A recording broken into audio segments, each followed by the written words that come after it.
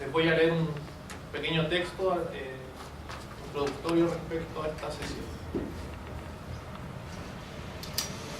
Cada lector es el propio lector de sí mismo.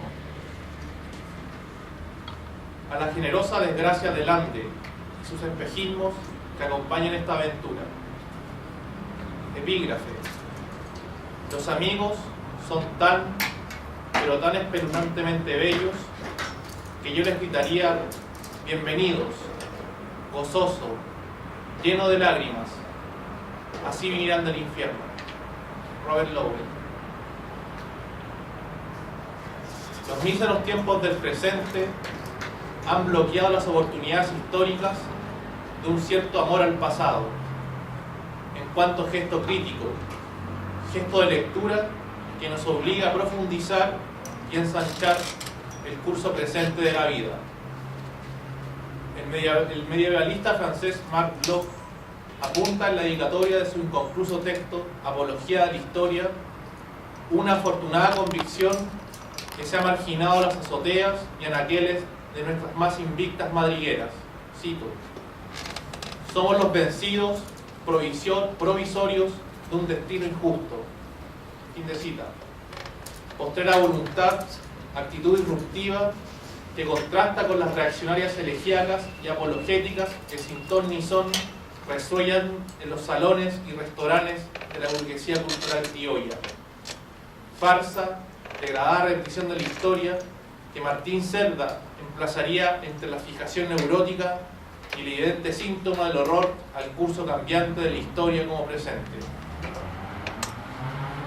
El pasado no está después de todo momificado, puesto que sus huellas, rastros de escritura, recuerdos y lecturas, citas y figuras a la orden del día, se constituyen como una contradictoria oportunidad para salvar o más bien naufragar en el impas de nuestro presente histórico, sin la necesidad de mitificar a los vencedores y silenciar a los vencidos.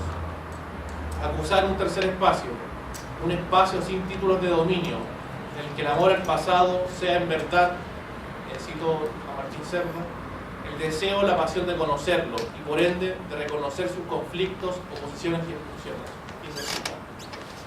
Contra Chile y los chilenos, a manera de cruel y bella dedicatoria, así es, como sumando fracaso tras fracaso, hemos renunciado al sueño y obedecido a la fiebre que nos hace delirar. El insomne, el sobreviviente, figuras de nuestros escritores e intelectuales de antaño, vigentes hoy más que nunca. No le queda otra razón más que la obediencia. La obediencia a algo más fuerte y verdadero que el mismo. Quisiéramos también mostrar nuestro contento por tener a don Hernán Ortega Parada, que además de ser un gran lector de Martín Cerda, pudo entablar una amistad con él. Antes de presentar su conferencia, voy a leer una breve reseña de nuestro invitado.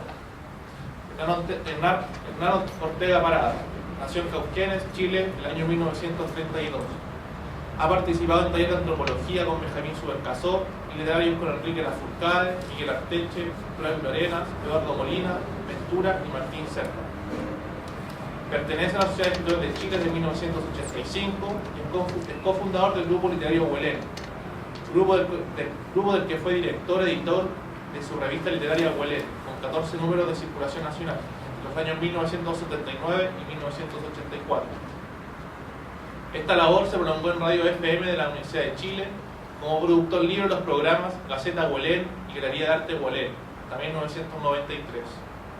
Es autor de una extensa serie de notas y ensayos literarios como colaborador del diario El Centro de Talca, además de conferencista en la Universidad de Talca y en la SEC de Santiago sobre tratando obras como la de Enrique Gómez Correa y Lautaro Yancas, y en la Universidad Católica de Talca sobre Gabriela Mistral, y por otra parte en la sala investigadora de la Biblioteca Nacional entre los años 2002 y 2004 sobre Martín Cerda y la región de Aysén. Amigo y estudioso de sus pares, nuestro invitado conoció personalmente a Mahfoud Masís, Benjamín Subercasó, Alone, María Flora Yáñez, Humberto Díaz Casanueva, Francisca Osandón, Enrique Gómez Correa y otros. El año 2003 se traslada a vivir definitivamente a la ciudad de Olmué. Allá, liberado de tiempos laborales, retoma su educación y trabaja activamente en literatura. Mantiene el muy visitado sitio www.patagoniapanorama.cl y varios blogs personales. El título de su conferencia es Martín Cerda, el alma y las formas, donde en términos generales va a tratar el caso Martín Cerda. Una aproximación de dos vertientes, digamos, una fenomenológica y otra psicológica. Un aplauso a nuestro invitado.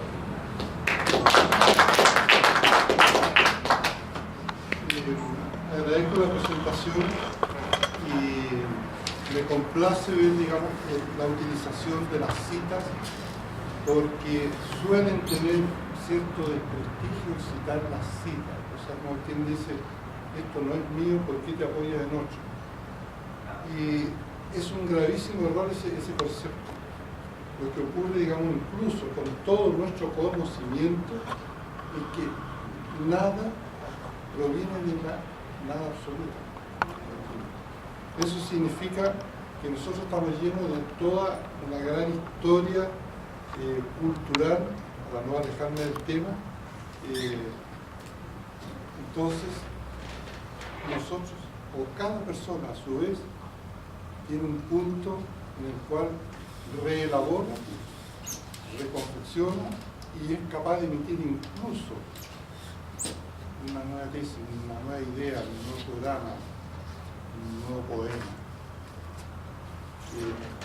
Ese es un fenómeno intrínseco a todo escritor y también a toda aquella persona que trabaja en el reino del arte. Me complace mucho esta reunión, además porque de algún modo u otro ustedes están relacionados con la universidad y yo de hecho no cursé estudios superiores salvo algunas cosas que indicaba ahí. He hecho mi propia universidad, por decirlo así, tras muchos años de lectura, y mi acercamiento a los grandes escritores es justamente porque con ellos fui aprendiendo. No es que yo haya ido a sacarle información y estar anotando todo lo que decía o grabando todo eso. No, sencillamente, por ejemplo, perdón que me extienda sobre mí, pero tiene mucho que ver con el fondo de esta conferencia. Por ejemplo, la experiencia de conocer a Humberto Díaz Casanueva. Díaz Casanueva, en aquellos años que tenía el taller Bolén, precisamente el año 79, él vivía en Nueva York. Y nosotros cuando acordamos sacar la revista, acordamos justamente no sacar, esos son los ejemplares de la revista, no sacar la revista para publicarnos nosotros. Evidentemente cosas nuestras iban a aparecer y de la gente del grupo, del taller.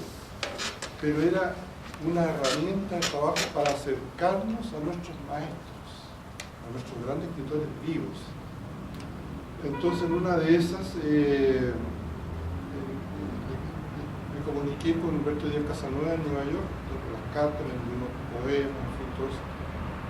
Tengo muchos recuerdos de él. Y en un momento dado apareció en el taller, se vino a Chile justamente cuando él dio el año 79 de que había una apertura cultural acá en Chile. Él tomó la decisión y se vino a vivir a Chile.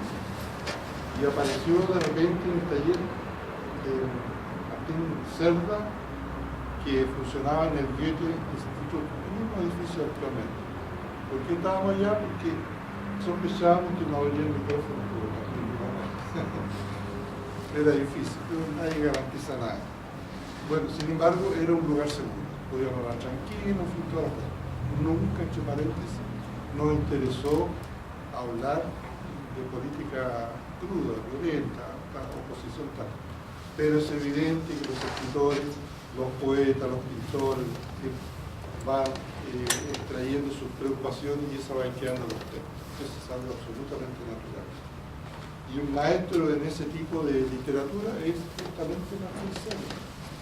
Por eso, de todos los textos que ustedes conozcan de él,